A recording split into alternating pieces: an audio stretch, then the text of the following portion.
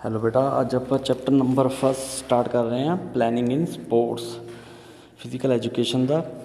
सब तो पहला है जी इंट्रोडक्शन विच है वा प्लैनिंग स्पोर्ट्स विच एक इंपॉर्टेंट पार्ट है। किसी भी कंपीटिशन विच सक्सैस प्लैनिंग ते डिपेंड करती है कि असी किवें ऑर्गेनाइज और प्लान करते हैं। प्लेयर एंड एथलीट अपने स्किल्स शो करते हैं, अपनी प्रैक्टिस ਅਤੇ ਕੈਪੇਬਿਲਿਟੀ ਨੂੰ ਕੰਪੀਟੀਸ਼ਨ ਦੌਰਾਨ ਅਸੈਸਡ ਕੀਤਾ ਜਾਂਦਾ ਹੈ। ਕੰਪੀਟੀਸ਼ਨ ਲਈ ਪਲੈਨਿੰਗ ਵਿੱਚ ਇੱਕ ਆਰਗੇਨਾਈਜ਼ਰ ਬਹੁਤ ਚੀਜ਼ਾਂ ਪਲਾਨ ਕਰਦੇ ਹਨ। ਆਰਗੇਨਾਈਜ਼ਰ ਆਪਣੇ ਮਾਈਂਡ ਵਿੱਚ ਐਕਟੀਵਿਟੀ ਦੀ ਟਾਈਮ ਰਿਕੁਆਇਰਮੈਂਟ ਹਰੇਕ ਗੇਮ ਵਿੱਚ ਧਿਆਨ ਰੱਖਿਆ ਜਾਂਦਾ ਹੈ। ਇਸ ਦੇ ਨਾਲ facilities and equipment, unit of competition, number of teams, officials, cost of competition, publicity, opening and closing ਦਾ ਵੀ ਧਿਆਨ ਰੱਖਿਆ ਜਾਂਦਾ ਹੈ। ਕੰਪੀਟੀਸ਼ਨ ਨੂੰ ਸਕਸੈਸਫੁਲ ਬਣਾਉਣ ਲਈ ਅਸੀਂ ਕਹਿ ਸਕਦੇ ਹਾਂ ਕਿ ਫਿਜ਼ੀਕਲ ਐਜੂਕੇਸ਼ਨ ਪ੍ਰੋਗਰਾਮ ਦੀ ਸਕਸੈਸ ਡਿਪੈਂਡ ਕਰਦੀ ਹੈ staffing, good direction, proper control, good supervision, good coordination and minimise the chances of mistake 'ਤੇ। ਉਸ ਤੋਂ ਬਾਅਦ ਬੇਟਾ ਇੱਕ ਜਿਹੜੀ ਆਪਾਂ ਮੀਨਿੰਗ ਆਫ ਪਲੈਨਿੰਗ, ਇਹਦੇ ਜਿਹੜਾ ਆਪਾਂ ਇੱਕ ਡੈਫੀਨੇਸ਼ਨ ਲਿਖਣੀ ਆ ਉਹ ਤੁਸੀਂ ਇੰਝ ਲਿਖ ਲਿਓ ਜੀ। Kyle H Hudson, to plan is to produce a scheme for future action. ਮਤਲਬ ਕਿ ਇੱਕ ਤਰ੍ਹਾਂ ਦਾ ਜਿਹੜੀ ਪਲੈਨਿੰਗ ਆ ਉਹ ਪਲਾਨ ਆ, ਇੱਕ ਸਕੀਮ ਬਣਾਈ ਜਾਂਦੀ ਹੈ, ਇੱਕ ਪ੍ਰੋਸੀਜਰ ਹੈ ਫਿਊਚਰ ਐਕਸ਼ਨ ਦਾ। To bring about specified result and specified cost in specified period of time. ਮਤਲਬ ਕਿ ਆਪਾਂ ਇਹਦੇ ਵਿੱਚ ਸਪੈਸੀਫਾਈਡ ਰਿਜ਼ਲਟ ਪ੍ਰਾਪਤ ਕਰਨ ਲਈ ਸਪੈਸੀਫਾਈਡ ਕਾਸਟ ਅਤੇ ਸਪੈਸੀਫਿਕ ਪੀਰੀਅਡ ਟਾਈਮ ਦਾ ਵੀ ਧਿਆਨ ਰੱਖਿਆ ਜਾਂਦਾ ਹੈ। ਅੱਗੇ ਆ ਗਿਆ ਜੀ ਨੈਕਸਟ। ਹਾਂਜੀ ਬੇਟਾ, ਨੈਕਸਟ ਆ ਗਿਆ ਜੀ ਪਲੈਨਿੰਗ ਥਿੰਕਿੰਗ ਦਾ ਐਡਵਾਂਸ ਰੈਸ਼ਨਲ ਪ੍ਰੋਸੈਸ ਹੈ ਜੋ ਸਾਡੇ ਏਮ ਅਤੇ ਕਿਸੇ ਤੇ ਵੀ ਅਟੇਨ ਕਰਦਾ ਹੈ। ਇਹਦੇ ਵਿੱਚ short term and long term planning ਆ ਗਈ। ਉਸ ਤੋਂ ਬਾਅਦ ਸੈਕਿੰਡ ਹੈਗਾ ਜੀ ਪਲੈਨਿੰਗ ਇਵੈਂਟ, ਜਿਵੇਂ athletic meet, knockout tournament, league tournament etcetera.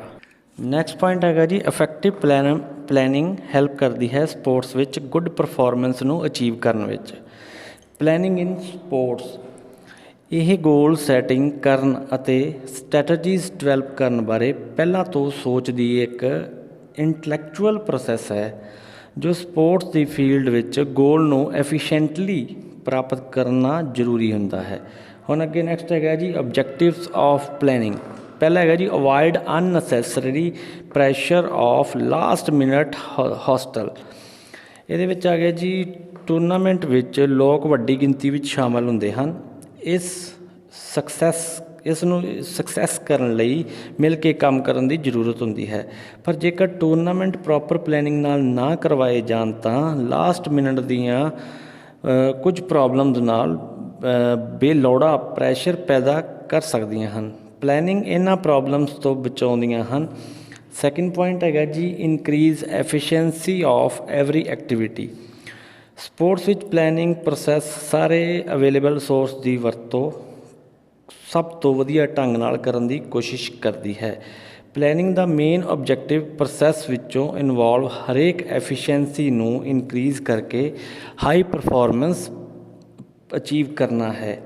Planning ਦੀ ਹੈਲਪ ਨਾਲ ਹਰੇਕ ਵਿਅਕਤੀ ਆਪਣੀ ਡਿਊਟੀਜ਼ ਨੂੰ ਸਹੀ ਤਰ੍ਹਾਂ ਪਰਫੋਰਮ ਕਰਦਾ ਹੈ।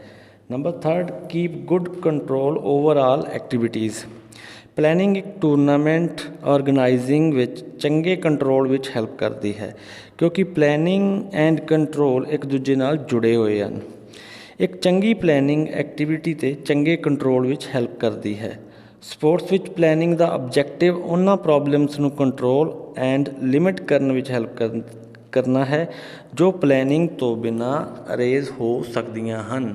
ਉਸ ਤੋਂ ਬਾਅਦ ਬੇਟਾ ਫੋਰਥ ਪੁਆਇੰਟ ਆ ਗਿਆ facilitate proper coordination between various committee. ਇਹਦੀ ਕੰਪੀਟੀਸ਼ਨ ਨੂੰ ਸਮੂਥਲੀ ਆਰਗੇਨਾਈਜ਼ ਕਰਨ ਲਈ ਵੱਖ-ਵੱਖ ਕਮੇਟੀਜ਼ ਬਣਾਈਆਂ ਜਾਂਦੀਆਂ ਹਨ। ਇਹਨਾਂ ਕਮੇਟੀਜ਼ ਨੂੰ ਵੇਰੀਅਸ ਟਾਸਕ ਅਲਾਟ ਕੀਤੇ ਜਾਂਦੇ ਹਨ ਅਤੇ ਇਹ ਇੱਕ ਦੂਜੇ ਨਾਲ ਜੁੜੀਆਂ ਹਨ। ਪਲੈਨਿੰਗ ਨੂੰ ਅਸ਼ੋਰ ਕਰਵਾਉਂਦੀਆਂ ਹਨ ਕਿ ਇਹਨਾਂ ਕਮੇਟੀਆਂ ਵਿਚਕਾਰ ਸਹੀ ਕੋਆਰਡੀਨੇਸ਼ਨ ਹੈ। ਇਸ ਤਰ੍ਹਾਂ ਕੰਪੀਟੀਸ਼ਨ ਆਰਗੇਨਾਈਜ਼ ਕਰਨਾ ਈਜ਼ੀ ਹੋ ਜਾਂਦਾ ਹੈ। ਉਸ ਤੋਂ ਬਾਅਦ ਬੇਟਾ 5th ਪੁਆਇੰਟ ਹੈਗਾ ਜੀ, facilitate safety and improvement in performance. ਮਤਲਬ ਕਿ ਆਪਾਂ ਫੈਸਿਲੀਟੇਟ ਕਿਵੇਂ ਕਰ ਸਕਦੇ ਹਾਂ ਸੇਫਟੀ ਅਤੇ ਇੰਪਰੂਵਮੈਂਟ ਕਿਵੇਂ ਲਿਆ ਸਕਦੇ ਹਾਂ ਪਰਫੋਰਮੈਂਸ ਦੇ ਵਿੱਚ। ਕਿਸੇ ਵੀ ਸਪੋਰਟਸ ਐਕਟੀਵਿਟੀ ਵਿੱਚ ਪਲੈਨਿੰਗ ਦਾ ਓਬਜੈਕਟਿਵ ਪਾਰਟੀਸਪੈਂਟ ਦੇ ਨਾਲ ਨਾਲ ਸਪੈਕਟੇਟਰਸ ਦੀ ਸੇਫਟੀ ਦੀ ਫੈਸਿਲੀਟੇਟ ਐਂਡ ਪਰਫੋਰਮੈਂਸ ਵਿੱਚ ਇੰਪਰੂਵਮੈਂਟ ਵਿੱਚ ਹੈਲਪ ਕਰਨਾ ਹੁੰਦਾ ਹੈ। ਹੁਣ ਸਪੈਕਟੇਟਰ ਹੁੰਦੇ ਆ ਬੇਟਾ, ਜਿਹੜੇ ਦਰਸ਼ਕ ਹੁੰਦੇ, ਜਿਹੜਾ ਕਰਾਊਡ ਆਇਆ ਹੁੰਦਾ ਵਾ, ਉਹਨਾਂ ਨੂੰ ਕਹਿੰਦੇ ਆ। ਪ੍ਰੋਪਰ ਪਲੈਨਿੰਗ ਤੋਂ ਬਿਨਾਂ ਕਿਸੇ ਪਲੇਅਰ ਦੀ ਪਰਫੋਰਮੈਂਸ ਨੂੰ ਇੰਪਰੂਵ ਕਰਨਾ ਪੋਸੀਬਲ ਨਹੀਂ ਹੈ। ਨੈਕਸਟ ਆ ਗਿਆ ਜੀ ਨੰਬਰ 6, ਇਨਕਰੀਜ਼ ਕ੍ਰੀਏਟੀਵਿਟੀ। ਕ੍ਰੀਏਟੀਵਿਟੀ ਨੂੰ ਇਨਕਰੀਜ਼ ਕਰਨਾ ਪਲੈਨਿੰਗ ਦਾ ਇੱਕ ਹੋਰ ਇੰਪੋਰਟੈਂਟ ਆਬਜੈਕਟਿਵ ਹੈ। ਪਲੈਨਿੰਗ ਇਨੋਵੇਟਿਵ ਅਤੇ ਕ੍ਰੀਏਟਿਵ ਥਿੰਕਿੰਗ ਵਿੱਚ ਹੈਲਪ ਕਰਦੀ ਹੈ, ਕਿਉਂਕਿ ਬਹੁਤ ਸਾਰੇ ਨਿਊ ਆਈਡੀਆਜ਼ ਉਦੋਂ ਆਉਂਦੇ ਹਨ ਜਦੋਂ ਵੱਖ-ਵੱਖ ਕਮੇਟੀਆਂ ਦੇ ਨਾਲ ਇੱਕ ਦੂਜੇ ਨਾਲ ਕਮਿਊਨੀਕੇਟ ਕਰਦੇ ਹਨ ਅਤੇ ਪਲੈਨਿੰਗ ਬਣਾਉਣ ਵੇਲੇ ਕੋਆਪਰੇਸ਼ਨ ਐਂਡ ਸੁਜੈਸ਼ਨਸ ਦੀ ਮੰਗ ਕਰਦੇ ਹਨ। ਅਸਲ ਵਿੱਚ ਇੱਕ proper planning officials, coaches, physical education teachers and creativity ਨੂੰ ਇਨਕਰੀਜ਼ ਕਰਦੀ ਹੈ। Number 7, reduce the chances of mistake. ਮਤਲਬ ਕਿ ਮਿਸਟੇਕ ਦੀ ਕਮੀ ਹੋ ਜਾਂਦੀ, ਰਿਡਿਊਸ ਹੋ ਜਾਂਦੀਆਂ ਨੇ। ਹਾਲਾਂਕਿ ਕੰਪੀਟੀਸ਼ਨ ਔਰ ਟੂਰਨਾਮੈਂਟ ਆਰਗੇਨਾਈਜ਼ ਹੋਣ 'ਤੇ ਮਿਸਟੇਕ ਬਾਊਂਡਡ ਹਨ, ਪਰ ਪ੍ਰੋਪਰ ਪਲੈਨਿੰਗ ਦੁਆਰਾ ਮਿਸਟੇਕ ਦੇ ਚਾਂਸਿਸ ਨੂੰ ਘੱਟ ਕੀਤਾ ਜਾ ਸਕਦਾ ਹੈ। ਪ੍ਰੋਪਰ ਪਲੈਨਿੰਗ ਹੈਲਪ ਕਰਦੀ ਹੈ, ਸਿਸਟੇਮੈਟਿਕ ਵੇ ਵਿੱਚ ਕੰਮ ਕਰਨ ਵਿੱਚ ਹੈਲਪ ਕਰਦੀ ਹੈ, ਜਿਸ ਨਾਲ ਪੋਜ਼ੀਟਿਵ ਸਾਨੂੰ ਰਿਜ਼ਲਟ ਮਿਲਦੇ ਹਨ। ਨੈਕਸਟ ਹੈਗਾ ਬੇਟਾ 1.2, various committees and their responsibilities. Committees of organising sports event and their responsibilities. Sports event or tournament ਲਈ ਪਲੈਨਿੰਗ ਅਤੇ ਪ੍ਰੈਪਰੇਸ਼ਨ ਬਹੁਤ ਜ਼ਰੂਰੀ ਹੈ। ਵੱਖ-ਵੱਖ ਕਮੇਟੀਆਂ ਬਣਾਈਆਂ ਜਾਂਦੀਆਂ ਹਨ ਤਾਂ ਜੋ ਪਲੈਨਿੰਗ ਨੂੰ ਸਹੀ ਤਰ੍ਹਾਂ ਇੰਪਲੀਮੈਂਟ ਕੀਤਾ ਜਾ ਸਕੇ। ਵੱਖ-ਵੱਖ ਕਮੇਟੀਆਂ ਉਹਨਾਂ ਦੀਆਂ ਰਿਸਪੋਂਸੀਬਿਲਿਟੀ ਦਾ ਵੇਰਵਾ ਹੇਠ ਦਿੱਤਾ ਗਿਆ ਹੈ। ਹੁਣ ਜਿਵੇਂ ਬੇਟਾ ਲੇਆਊਟ ਆਫ ਆਰਗੇਨਾਈਜ਼ਿੰਗ ਕਮੇਟੀ, ਇੱਕ ਚਾਰਟ ਬਣਿਆ ਹੋਇਆ ਵਾ। ਪਹਿਲਾਂ ਸਭ ਤੋਂ ਡਾਇਰੈਕਟਰ ਆ ਜਾਣਾ, ਡਾਇਰੈਕਟਰ, ਪ੍ਰੈਜ਼ੀਡੈਂਟ ਕਹਿ ਲਓ, ਚੇਅਰਮੈਨ ਕਹਿ ਲਓ। ਉਸ ਤੋਂ ਬਾਅਦ ਐਗਜ਼ੀਕਿਊਟਿਵ ਕਮੇਟੀ ਆ ਜਾਂਦੀ ਹੈ। 3rd organising committee.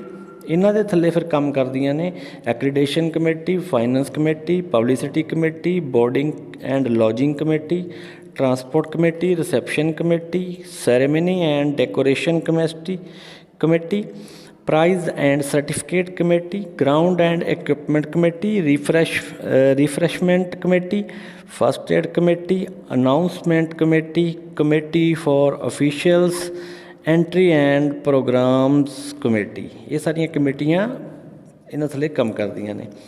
ਹੁਣ ਸਭ ਤੋਂ ਪਹਿਲਾ ਜਿਹੜਾ ਪੁਆਇੰਟ ਹੈਗਾ ਜੀ, ਟੂਰਨਾਮੈਂਟ ਡਾਇਰੈਕਟਰ, ਪ੍ਰੈਜ਼ੀਡੈਂਟ ਜਾਂ ਚੇਅਰਮੈਨ ਕਹਿ ਲਓ। ਇਹਦੇ ਵਿੱਚ ਆਪਾਂ ਕਹਿ ਸਕਦੇ ਹਾਂ ਕਿ ਟੂਰਨਾਮੈਂਟ ਦੇ ਡਾਇਰੈਕਟਰ ਸਾਰੇ ਟੂਰਨਾਮੈਂਟ ਦੇ ਹਰੇਕ ਐਕਟੀਵਿਟੀ ਦੇ ਇੰਚਾਰਜ ਹੁੰਦੇ ਹਨ। ਟੂਰਨਾਮੈਂਟ ਦੇ ਰਿਗਾਰਡਿੰਗ ਸਭ ਕੁਝ ਦੇਖਦੇ ਹਨ ਅਤੇ ਵੇਰੀਅਸ ਕਮੇਟੀ ਦੀ ਮੀਟਿੰਗ ਕਰਦੇ ਹਨ ਤਾਂ ਜੋ ਟੂਰਨਾਮੈਂਟ ਸਕਸੈਸਫੁਲੀ ਆਰਗੇਨਾਈਜ਼ ਕੀਤਾ ਜਾ ਸਕੇ। ਸੈਕਿੰਡ ਬੇਟਾ ਹੈਗਾ ਜੀ ਐਗਜ਼ੀਕਿਊਟਿਵ ਕਮੇਟੀ। ਐਗਜ਼ੀਕਿਊਟਿਵ ਕਮੇਟੀ ਦੇ ਵਿੱਚ ਹਰੇਕ ਕਮੇਟੀ ਦੇ ਮੈਂਬਰ ਹੁੰਦੇ ਹਨ। ਹਰੇਕ ਕਮੇਟੀ ਦਾ ਇੱਕ ਮੈਂਬਰ ਇਸ ਕਮੇਟੀ ਵਿੱਚ ਸ਼ਾਮਿਲ ਹੁੰਦਾ ਹੈ ਅਤੇ ਇੰਪੋਰਟੈਂਟ ਮੈਟਰ ਡਿਸਾਈਡ ਕੀਤੇ ਜਾਂਦੇ ਹਨ ਟੂਰਨਾਮੈਂਟ ਦੇ ਰਿਗਾਰਡਿੰਗ।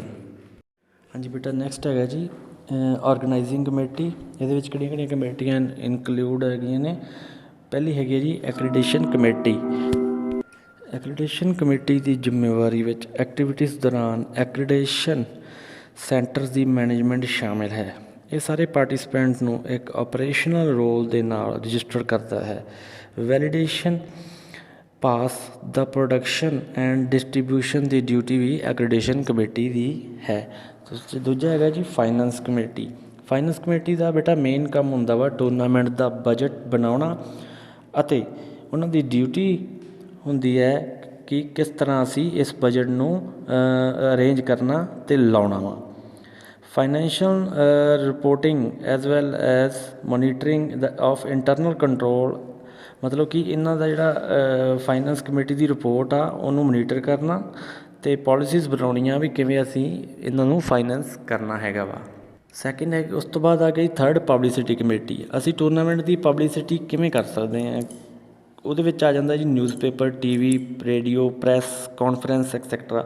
ਇਹਨਾਂ ਤੋਂ ਅਸੀਂ ਪਬਲਿਸਿਟੀ ਕਮੇਟੀ ਹੈ, ਪਬਲਿਸਿਟੀ ਕਰਨੀ ਹੁੰਦੀ ਹੈ ਟੂਰਨਾਮੈਂਟ ਦੀ। ਉਸ ਤੋਂ ਬਾਅਦ ਫੋਰਥ ਹੈਗਾ ਜੀ boarding and lodging committee.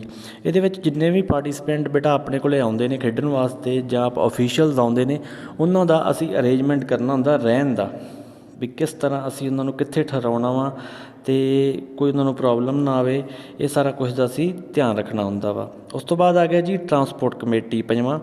Transport committee the main ਕੰਮ ਹੁੰਦਾ ਜੀ ਜਦੋਂ ਟੂਰਨਾਮੈਂਟ ਸਟਾਰਟ ਹੁੰਦਾ ਜਾਂ ਟੂਰਨਾਮੈਂਟ ਖਤਮ ਹੁੰਦਾ ਵਾ, ਅਤੇ ਪਲੇਅਰਸ ਨੂੰ ਜਾਂ ਅਫੀਸ਼ੀਅਲਸ ਨੂੰ ਲੈ ਕੇ ਆਉਣਾ ਅਤੇ ਛੱਡ ਕੇ ਆਉਣਾ, ਇਹ ਟਰਾਂਸਪੋਰਟ ਕਮੇਟੀ ਦਾ ਕੰਮ ਹੁੰਦਾ ਵਾ। ਜਿਵੇਂ ਟੂਰਨਾਮੈਂਟ ਮੰਨ ਲਓ ਕਿਤੇ ਦੂਰ ਹੋ ਰਿਹਾ ਵਾ, ਜਿਵੇਂ ਬੱਸ ਸਟੈਂਡ ਤੋਂ, ਏਅਰਪੋਰਟ ਤੋਂ ਜਾਂ ਰੇਲਵੇ ਸਟੇਸ਼ਨ ਤੋਂ ਪਲੇਅਰ ਨੂੰ ਪਿਕ ਕਰਨਾ ਐਂਡ ਟੂਰਨਾਮੈਂਟ ਖਤਮ ਹੋਣ 'ਤੇ ਉਹਨਾਂ ਨੂੰ ਵਾਪਸ ਉੱਥੇ ਛੱਡ ਕੇ ਆਉਣਾ, ਇਹ ਕੰਮ ਟਰਾਂਸਪੋਰਟ ਕਮੇਟੀ ਦਾ ਵਾ।